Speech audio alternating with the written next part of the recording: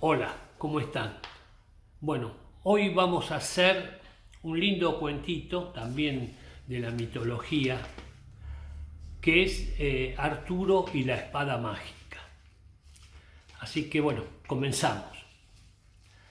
¿Quién hubo más famoso que Arturo, el rey de Bretaña? ¿Quién fue más admirado? ¿Quién protagonizó las más grandes historias? ¿Quién tuvo más seguidores, más imitadores y más adoradores? Tan amado y venerado fue Arturo que se salió de la historia y empezó a vivir en los cuentos, como este. Es más, se sigue murmurando en algunas comarcas de Bretaña que no murió ni morirá jamás, que derrotado y malherido luego de su última y feroz batalla con Morderek, el traidor, subió a bordo de un barco volador que lo llevó a Avalon, el país de las hadas, y que un día cualquiera, cuando nadie se lo espere, va a volver para hacer revivir el mundo de la caballería. Son cuentos que cuentan los bretones porque realmente aman de manera extraordinaria a Arturo, y que estos cuentos valen la pena contarlos. Arturo fue hijo de Uther Pendragón, rey de Bretaña, y de la reina Igerna. Pero en realidad eso es algo que nadie supo sino hasta hace mucho tiempo después, porque sucede que como Igerna no era la legítima esposa de Uther, sino la esposa de otro rey, y sus amores con Uther eran secretos y prohibidos, cuando Arturo nació decidió dárselo a criar a otra persona, tanto como para que su esposo, el rey, no se enfureciera. Fue un consejo de Merlín, el mago genial, ya que había resuelto muchas cuestiones importantes en Bretaña y que se convirtió desde ese momento leal, inseparable protector de Arturo.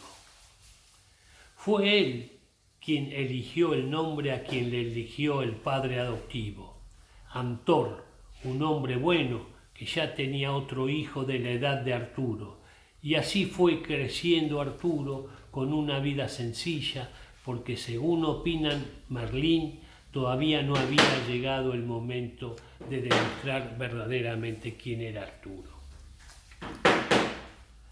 El momento llegó y fue después de la muerte de Uther Pendragón, y cuando todos los caballeros de Bretaña se peleaban por sucederlo en el trono, el rey no había dejado heredero, de modo que cualquiera de los nobles se sentía con derecho a ocupar su lugar. Bretaña estuvo a un tris de caer en una guerra civil espantosa, porque en esos tiempos las discusiones no se hacían con palabras, sino con lanzas, espadas y escudos. Ahí fue cuando apareció Merlín con sus milagros. De pronto, un domingo, en medio de la plaza de la ciudad de Londres, que con esos tiempos no era lo que es ahora, por supuesto, sino poco más que un castillo rodeado de algunas casuchas y una gran muralla, apareció un enorme bloque de mármol con una piedra clavada hasta la empuñadura.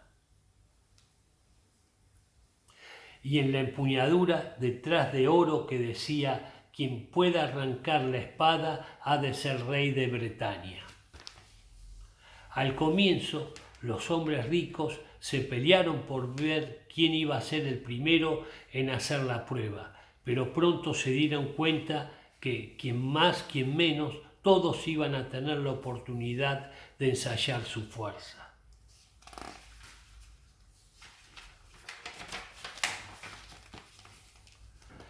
Estaba claro que no era una espada cualquiera, por muchos que tiraban con toda fuerza, por mucho que apretaran los dientes e hicieran arder su rostro como volcanes, la espada no cedía ni un milímetro, como si formase parte de la piedra misma. Durante meses estuvo la espada ahí, recordándoles a todos que no había aparecido aún el verdadero rey de Bretaña. Un día de esos, que parecen necesariamente en los cuentos, sucedió lo que Merlín tenía previsto que sucediera. Llegaron a la ciudad Antor y sus dos hijos, que tenían por entonces 16 años. Eran todavía muy pequeños. Arturo era un muchacho bastante pacífico, pero su hermano era algo peleador y poco después de llegar se trabó en una discusión con otro muchacho de su edad. Arturo, le dijo a su hermano cuando la discusión subió de tono, anda a la posada y tráeme mi espada. Arturo fue, pero por mucho que buscó no encontró la espada de su hermano. Cuando no quería volver sin traerle alguna, pensó que bien podía usar por un rato esa que estaba ahí en la plaza, clavada en una piedra. De modo que fue corriendo hasta el bloque y arrancó la espada con toda facilidad y se la llevó a su hermano. A ver qué sorpresa, ¿no? A ver, el hermano no hizo demasiadas preguntas porque estaba ansioso por trabarle en lucha con su adversario, pero la pelea fue suspendida porque se levantó un tumulto y todos quisieron oír e ir corriendo a la plaza para enterarse de por qué de tanto griterío. «¡Alguien arrancó la espada!», exclamaban todos. «¡Es un milagro!». Y también preguntaba, «¿Dónde está el rey? ¿Dónde está el rey?». Cuando Arturo se acercó con su hermano para ver lo que sucedía y se enteró de la historia de la espada milagrosa, se sintió muy confundido. Sabía que había arrancado la espada de ahí, pero también sabía que él no era ningún rey. ¿Cómo podía ser rey el hijo de un hombre bueno como Antor, que no era un hombre rico? Debe de haber un error, dijo cuando logró que alguien lo escuchara. Yo fui el que sacó la espada, la tomé prestada para mi hermano, nada más, pero yo no soy un hijo del rey. Mi padre es Antor, este es el que está acá mismo. Así fue cuando en medio de un remolino negro, como un huracán pequeño, apareció Merlín, el poderoso. Era el que hacía cuando no más remedio de darle algunas explicaciones a los hombres. Este, dijo Merlín, es Arturo, hijo de Uther Pendragón y de la reina Igerna, criado por Amor, aquí presente.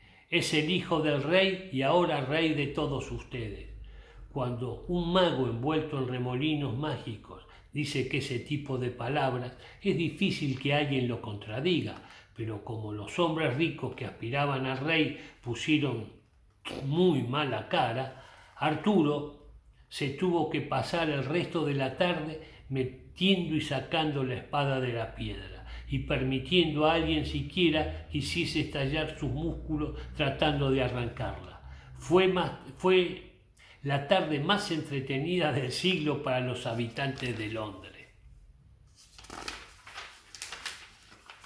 Así empezó Arturo su carrera de rey, que fue larga y tan llena de aventuras y de prodigios que no podía yo hacerle entrar dentro de este libro. Conoció ciervos mágicos, persiguió a la bestia ladradora, mezcla de perro, zorro y oveja, que llevaba cachorros gritones dentro de su vientre, mandó instalar en su castillo la fabulosa mesa redonda, con asientos para 150 de los mejores caballeros. Se embarcó en 1000 batallas, ganó inmensas tierras, se casó con la princesa más bella de toda la Edad Media y se volvió de verdad famoso. Pero hay una de todas esas historias que me gustaría contar acá, porque trata otra vez de una espada y nos demuestra que en estos tiempos de antes el verdadero dueño de la espada fue Arturo, el único rey. Sucedió un año o poco más después de la coronación, cuando Arturo era todavía un muchacho y apenas estaba entrenando su silla a la cabecera de la mesa redonda en los castillos de Camelot. Uno de sus caballeros, entró a los tumbos y se arrastró hasta su sitio muy maltrecho y malherido. Apenas le quedaba un chorrito de vida y lo aprovechó para pedir venganza.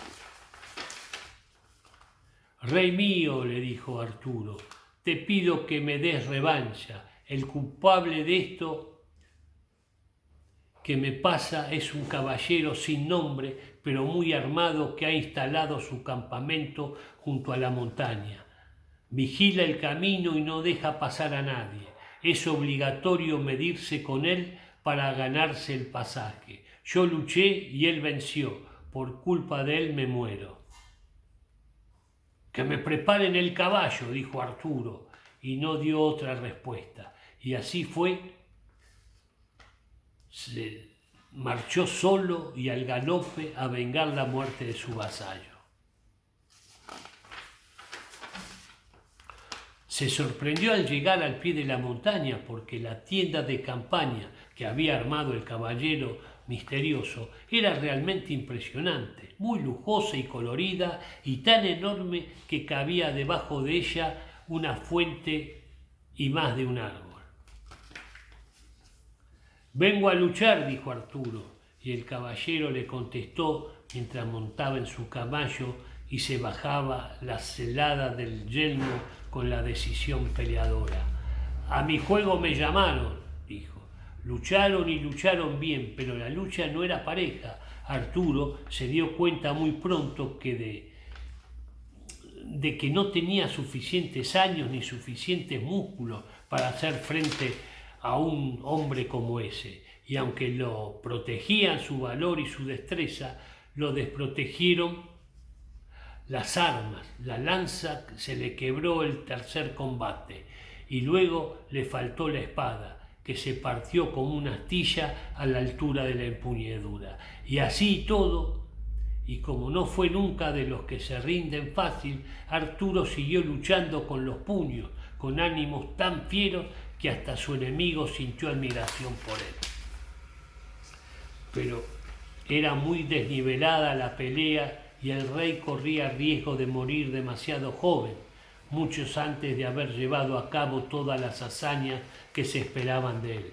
Fue por eso que volvió a aparecer Merlín, entre remolinos como siempre, solo que había ya tanto polvo en el campo que nadie se dio cuenta de que había aparecido sino hasta que llevó a cabo su acto de magia.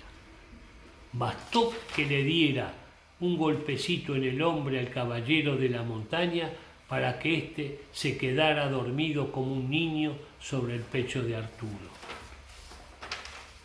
Bueno, Arturo, vámonos de una vez, le dijo el rey.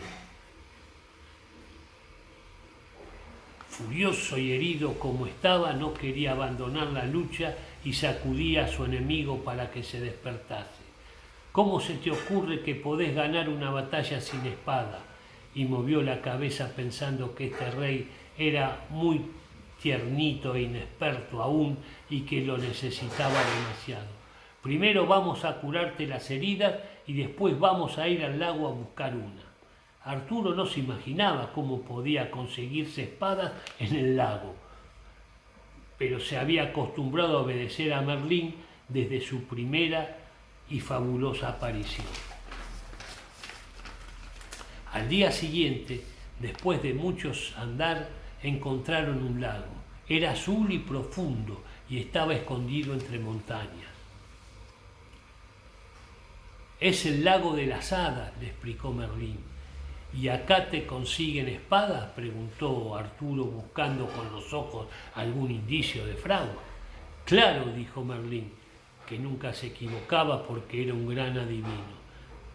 Dicho y hecho, en cuanto terminó de hablar, empezó a emerger del fondo del lago una espada desde la punta hasta la empuñadura, y luego una mano y un brazo muy blancos que la sostenían. El codo fue lo último que apareció, y espada, mano y brazo se quedaron en el medio del agua, más profundo, inmóviles y silencioso como una estatua de vidrio. Ahí, por ejemplo, dijo Merlín, tenés una buena espada. de lo mejor, la mejor espada del mundo. Sí, sí, pero ¿cómo llego hasta ahí?, dijo Arturo. Las aguas están heladas. Te la va a dar esa señorita que viene ahí cabalgando. Y Arturo, cada vez más acostumbrado a los milagros, giró la cabeza y vio venir hacia ellos una doncella muy hermosa, vestida de blanco y luminosa como una estrella. «Es un hada», le dijo Merlín por lo bajo. «Ella es la hechicera del lago». «Señora», dijo Arturo saludando al hada con cortesía de caballero, «mucho me gusta tener esa espada». «Es suya entonces». «Hace tiempo que te espera», le dijo el hada a Arturo. Se bajó suavemente del caballo y con la misma suavidad y misterio avanzó sobre las aguas del lago, sin mojarse siquiera el ruedo del vestido, hasta llegar al sitio donde estaba la mano que sostenía la espada. La tomó con la suya, se la trajo a Arturo, que la recibió con el entusiasmo de un muchacho. Era la espada más hermosa y más brillante que haya visto nunca. «Vale por 7 espadas», le dijo el hada, «y se llama Excalibur». Arturo se levantó en alto, haciéndola reverberar en el sol de la mañana, y supo que ahora sí y para siempre era el dueño de la espada, que con ella vencería no solo al caballero de la montaña en cuanto se despertase, sino también a cuanto enemigo se le opusiese por años y años, hasta que llegase Morderec, el traidor, y la época de embarcarse hacia Avalón, el reino mágico de las hadas. Y colorín colorado, este cuento se ha acabado. Espero que le haya gustado.